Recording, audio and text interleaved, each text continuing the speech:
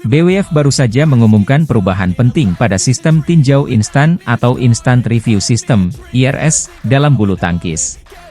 Keputusan tentang challenge kini tidak hanya menjadi hak umpire alias wasit lapangan. Walaupun IRS telah membantu pertandingan bulu tangkis menjadi lebih adil tanpa bias dari hakim garis atau perangkat lapangan lain, IRS tidak terlepas dari kesalahan. Beberapa pebulu tangkis telah mengeluhkan ketika IRS gagal menunjukkan posisi jatuhnya kok yang sebenarnya. Salah satu kasus terkenal terjadi pada semifinal ganda putra antara Marcus Fernaldi Gideon, Kevin Sanjaya Sukamulyo, Indonesia, dan Ong Yusin Theo EI, Malaysia, di Indonesia Masters 2021. Pada posisi game point 18-20 untuk pasangan Malaysia, mereka berhasil melakukan challenge terhadap servis Ong yang keluar. Video rekaman dari teknologi yang dikenal sebagai Hawkeye menunjukkan setengah bagian kok jatuh tepat di garis servis pendek, membuat Ong Theo memenangkan game pertama. Namun, tayangan ulang dari kamera di sisi lapangan menunjukkan bahwa kok jatuh di depan garis servis pendek. Ya, itu 1000% kesalahan. Itu outnya jauh sekali, tetapi bisa masuk, keluh Kevin tentang insiden tersebut, dilansir dari Kompas.com.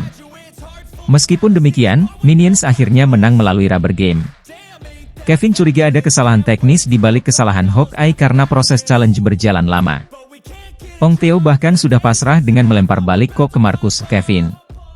Itu ada yang error dan mereka, BWF, sepertinya ngasal. Itu 1000% out. Mereka, Ong Theo, saja mengakui, sambung Kevin. Yang pasti kami kehilangan poin yang sangat penting pada poin-poin krusial. Tidak tahu, BWF harus perbaiki itu semua. Hampir 3 tahun setelah kejadian kontroversial tersebut, BWF akhirnya melakukan perubahan pada protokol terkait IRS. Regulasi baru ini mengatur bahwa tidak hanya umpire atau wasit lapangan yang berhak untuk mengambil inisiatif jika ada kekeliruan atau inkonsistensi dengan IRS. Sebelumnya, wasit lapangan harus memberitahu referee atau wasit turnamen jika ada kesalahan yang teramati untuk meminta langkah yang harus diambil. Artinya, jika wasit turnamen tidak menyadari adanya kekeliruan yang terjadi, pemain hanya bisa pasrah menerima keputusan meskipun tidak adil. Sekarang, wasit turnamen tidak perlu menunggu kesadaran wasit lapangan akan adanya kesalahan dalam IRS dan secara langsung bisa memberi arahan. Perubahan ini telah dibahas dalam rapat umum tahunan BWF di Chengdu, China, pada 27 April 2024 dan disepakati oleh Dewan BWF pada keesokan harinya. Keputusan seorang ofisial bersifat final atas semua poin fakta yang menjadi tanggung jawab ofisial tersebut kecuali jika IRS sedang beroperasi. Sistem yang sedang beroperasi akan memutuskan setiap challenge kecuali jika ada keputusan yang tidak konsisten atau jelas-jelas tidak tepat yang diberikan oleh sistem.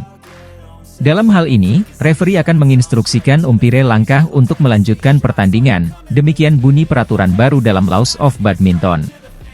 Keputusan BWF ini tidak serta-merta menghilangkan perdebatan tentang teknologi bantuan bagi wasit dalam pertandingan. Faktanya, IRS hanya mencakup keputusan terkait garis lapangan, yang dirasa tidak cukup karena masih ada potensi kontroversi dalam kasus pelanggaran lain seperti net fault atau apakah kok telah menyentuh lantai sebelum dipukul. Dengan perubahan ini, diharapkan keadilan dalam pertandingan bulu tangkis dapat semakin terjaga. Namun, tantangan untuk memastikan semua teknologi dan protokol bekerja dengan sempurna tetap ada.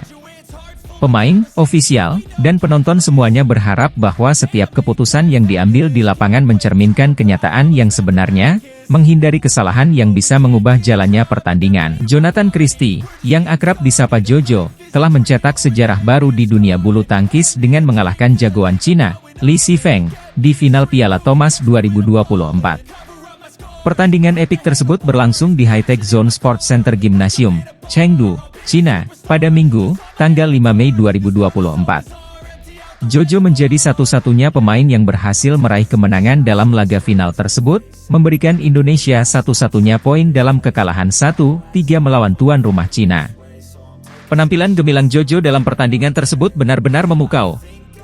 Ia mengalahkan Li Shifeng melalui pertarungan sengit 3 game dengan skor 21-16, 15-21, dan 21-17. Kemenangan ini bukan hanya penting bagi Indonesia yang berhasil menjadi runner-up, tetapi juga menegaskan posisi Jonathan sebagai salah satu pemain teratas di dunia bulu tangkis. Prestasi Jojo semakin bersinar karena ia sekarang duduk di peringkat ketiga dunia dengan lebih dari 90.000 poin dalam peringkat BWF. Peningkatan performa yang ditunjukkan Jonathan selama paruh pertama tahun ini sangat signifikan dan membanggakan.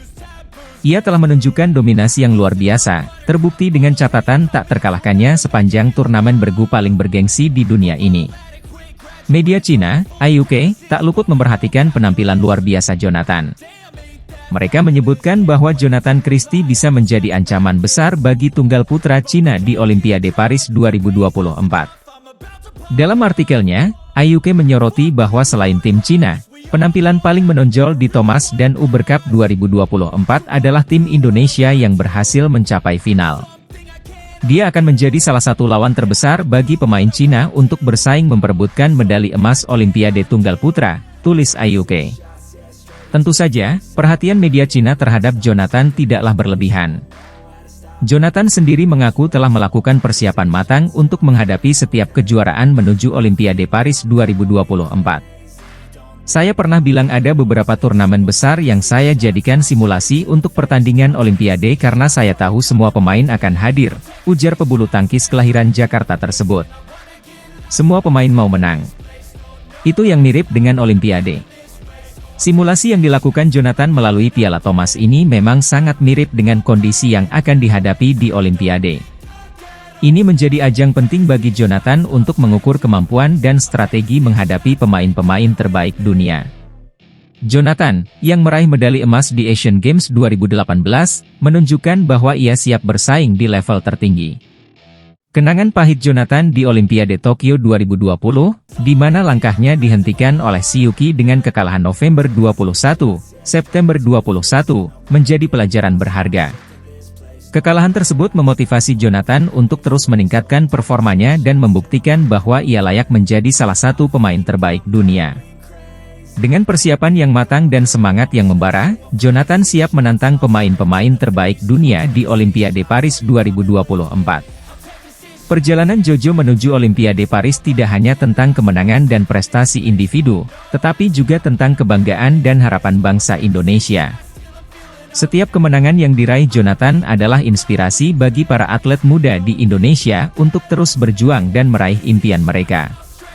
Dukungan penuh dari masyarakat Indonesia akan menjadi kekuatan tambahan bagi Jonathan untuk menghadapi tantangan besar di depan.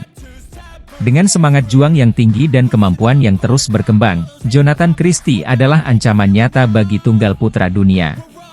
Penampilannya yang memukau di Piala Thomas 2024 telah membuktikan bahwa ia bukan hanya pemain berbakat, tetapi juga pejuang yang gigih.